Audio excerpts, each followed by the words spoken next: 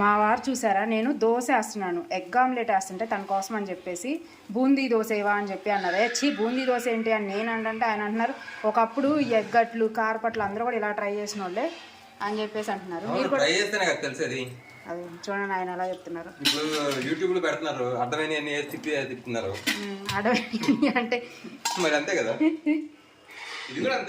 ఇప్పుడు ఆ బూందీ సాఫ్ట్ అయ్యింది, నేను చెప్పినా ఆయన వినిపించుకోవట్లేదు. సరే ఇప్పుడు మళ్ళీ అట్టు తిప్పొద్దు ఈ తిప్పొద్దు అని చెప్పి అంటున్నారు. మీకు కాదు, మీరు తినడం పనిష్మెంట్ లాగా, నాకు వేయటానికి పనిష్మెంట్ లాగా ఉంది చేసి పెట్టడానికి. బాగుంది అనుకో, అదొక దానికి ఒక పేరు పెట్టచ్చు. ఏం పేరు? శ్రీధర్ దోశ అనేసి. అబ్బా అప్పుడు ఎవరు కొనరే, అదే వచ్చిన బాధ. ఫైనల్ గా దోశ అయితే ఇలా వచ్చింది. బూందీ దోశ ఎలా ఉంది చెప్పమ్మా? మెత్తబడినా చెప్పాను, బాగాలేదు. అది ఎవరు ట్రై చేయమాకండి ఇలాంటి ప్రయోగాలు.